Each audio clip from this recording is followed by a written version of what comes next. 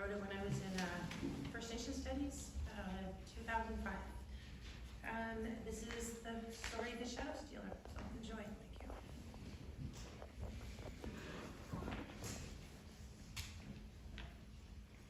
The wind blows through the moonlit window, sneaking the shadow stealer into the young girl's room.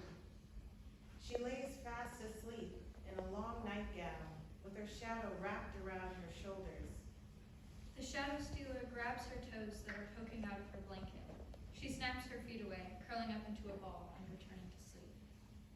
Shadow stealer grabs a corner of her blanket, pulls it away, and tosses it on the floor. The little girl is now awake, sitting up and rubbing her eyes. Shadow stealer grabs her toes again, loosening her shadow. She screams and wrestles it back from him. They tussle a little bit and fall off the bed. Her shadow is dragged around the room, being stretched between the two. Suddenly, the girl is alone on the floor, and the shadow stealer hops onto the windowsill.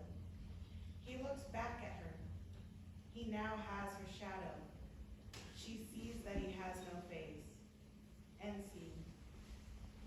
After that, her life became grim. She eventually forgot the shadow, but the feeling of that profound loss never left her. It drove her to run from the ones who loved her, for she sensed she was not complete enough to love them back. As she grew older, this loss drove her to seek out dark places. She did not understand why. She felt drawn to places most thought were evil. She kept darkness as her companion, feeling it had something she was missing. The girl fell apart, and all that was good was chased away. Her family drifted away because they could not watch what she was doing to herself. She was giving away her soul in the hopes that her emptiness would be filled. After she had children, she saw this darkness pass on to them.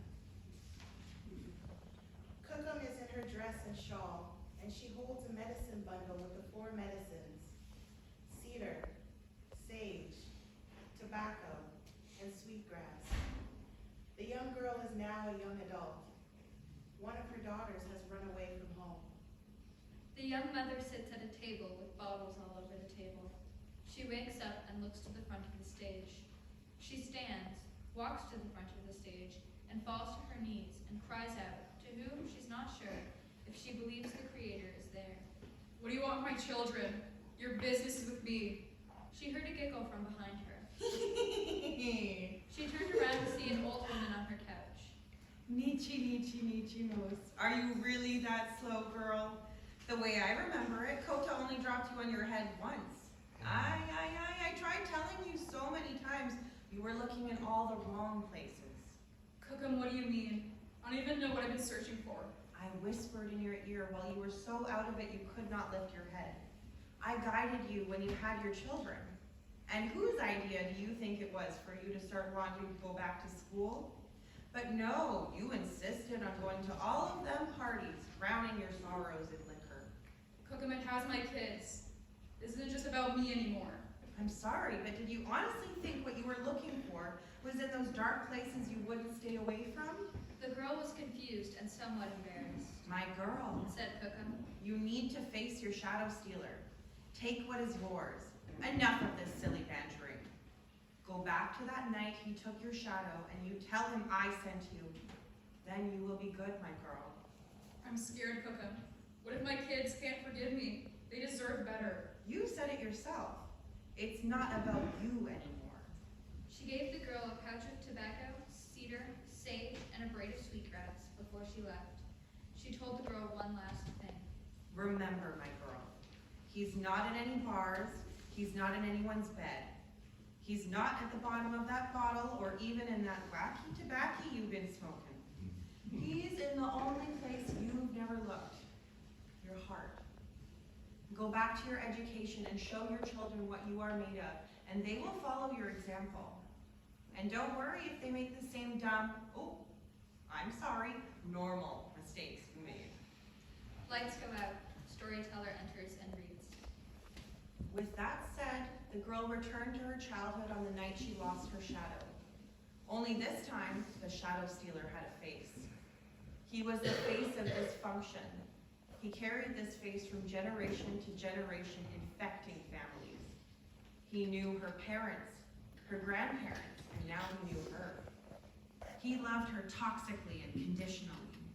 In fact, he was so scared of losing her that he made sure she never felt good enough about herself to free herself of him by bombarding her with people who hurt her. They destroyed her until she had no identity anymore. He then made sure she discovered a way to numb that pain with substances. Shadow Stealer and the girl enter. Shadow Stealer is back, and the girl steps forward to give him the bundle. Shadow Stealer snarls, but she makes him take it. I forgive you, but I will not forget, or let you near my family ever again. You will forever remain stuck in the darkness. The bundle is too heavy for him, and he crawls away, dropping the shadow on the ground.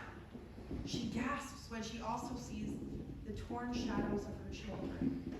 One is missing from her child who was killed long ago. The girl takes her shadow back and holds it tight before pulling it back on.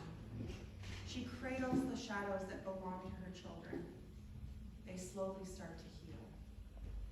Kinanaskoptin, Ewa, Kiwa Hitin, Natawi Hoven.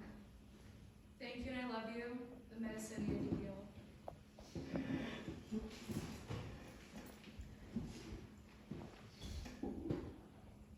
This is the end of my story of the Shadow Stealer. The story of the girl still continues. Ikusi Kinanaskoptin.